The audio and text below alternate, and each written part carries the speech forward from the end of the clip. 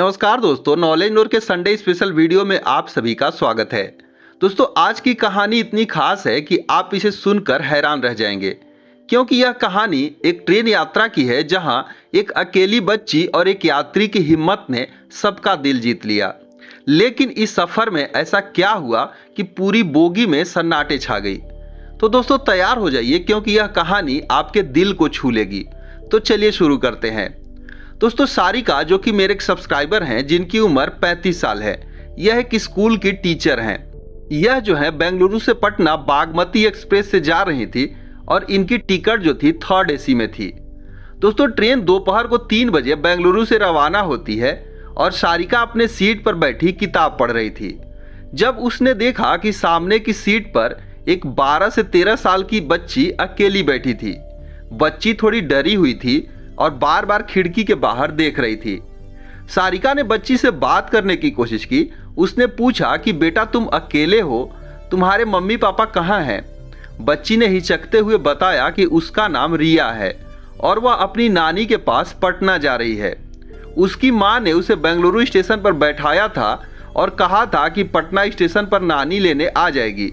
लेकिन रिया को डर लग रहा था, क्योंकि उसकी मां ने किसी से बात न करने की उसे हिदायत दी थी। सारिका को कुछ गड़बड़ लग रहा था। उसने देखा कि रिया के पास सिर्फ एक छोटा सा बैग था। उसका टिकट भी कंफर्म नहीं था। सारिका ने तुरंत टीटी को बुलाया और टीटी को सारी स्थिति बताई। टीटी ने रिया का टिकट चेक किया तो पाया कि वह एक अनरिजर्व कोच का टिकट था, लेकिन किसी ने उसे AC कोच में बैठा दिया था। टीटी ने कहा कि वह उसे अगले स्टेशन पर रेलवे चाइल्ड हेल्पलाइन को सूचित करेंगे।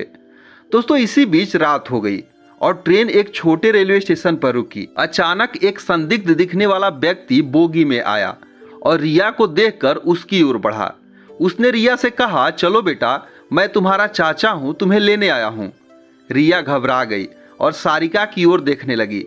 सारिका को शक हुआ, क्योंकि रिया ने पहले ही बताया था कि उसे सिर्फ उसकी नानी लेने आएगी। सारिका ने हिम्मत दिखाई और उस व्यक्ति से पूछा कि आप कौन हैं? रिया के माँ का नंबर दीजिए, मैं अभी बात करती हूँ। व्यक्ति घबरा गया और बहाना बनाने लगा। सारिका ने तुरंत जो है बोगी के अन्य यात्रियों को आवाज दी और टीटी को दोबारा बुलाया। बोगी में मौजूद कुछ यात्रियों ने उस व्यक्ति को पकड़ लिया और टीटी ने RPF को सूचित किया। RPF उस व्यक्ति को हिरासत में लिया और पूछताछ की। तो दोस्तों, इसके बाद जो चीजें पता चली वह सबको हैरान कर दी। दोस्तों, यहाँ पर पता ये चला कि वह बच्ची को गलत इरादे से ले जाने की कोशिश कर रहा था। उसने बताया कि हमारा एक गिरोह है जो कि रेलवे प्लेटफॉर्म पर रहते हैं और जब ट्रेन वहाँ पर आती है तो इस तरीके से वो ट्रैक करते हैं कि कौन से लोग जो है, छोटे जो लड़कियाँ होती हैं, बच्चे लोग, वो अकेले कौन यात्रा कर रहा है, ऐसे बच्चियों को ट्रैक करते हैं और जब कोई सुनसान रेलवे स्टेशन आता है तो उन्हें वहां वह उतार लेते हैं और अपने साथ लेकर गलत काम के लिए ले जाते हैं।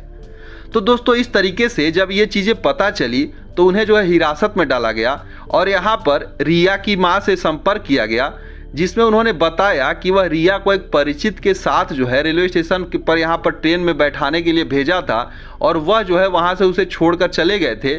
घर में जरूरी कुछ काम थे जिसमें कोई जा नहीं पाया और इस प्रकार से वह परिचित जो है उन्हें स्टेशन पर ही छोड़कर चला गया।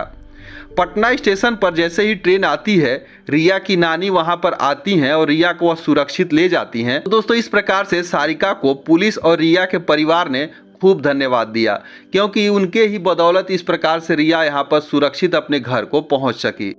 तो दोस्तों, इस जो है स्टोरी से हमें यही सीख मिलती है कि अगर आप बच्चों के साथ यात्रा कर रहे हो तो उन्हें कभी भी अकेला ना छोड़ें, जैसा कि यहाँ पर रिया को छोड़ा गया था। ऐसा उनके साथ किसी न किसी को जरूर रखें, ताकि जो है यात्रा के दौरान उनके साथ इस तरीके की कोई भी समस्या ना हो। दोस्तों, दूसरा चीज़ कि ट्रेन में अगर कोई बच्चा अकेला या परेशान दिखे तो उसकी मदद जरूर करें या फिर रेलवे अधिकारियों को सूचित करें। इसके लिए रेलवे हेल्प चाइल्ड नंबर जो है 1098 या फिर रेलवे की हेल्पलाइन नंबर 139 या फिर आपातकालीन स्थिति में टीटी वगैरह को बुलाकर जरूर मदद कर सकते हैं। या फिर अगर किसी को संदिग्ध स्थिति में या फिर शांत देखें तो यहाँ पर हिम्मत से काम लें। दोस्तों एक चीज़ और है कि ऐसी संदिग्ध स्थिति में शांत रहें लेकिन हिम्मत से काम लें।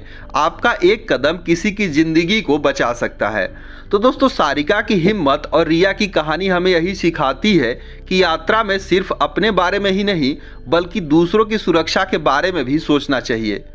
क्या आपके साथ ऐसी कोई घटना घटित हुई जहां पर आपने किसी बच्चे की मदद की है? कमेंट में जरूर बताइएगा। तो मिलते हैं हम एक अगले संडे को फिर से एक नई कहानी के साथ। तब तक आप अपनी यात्रा को सुरक्षित और मंगलमय बनाए रखें। तो मिलते हैं एक दूसरे वीडियो में, तब तक के लिए धन्यवाद।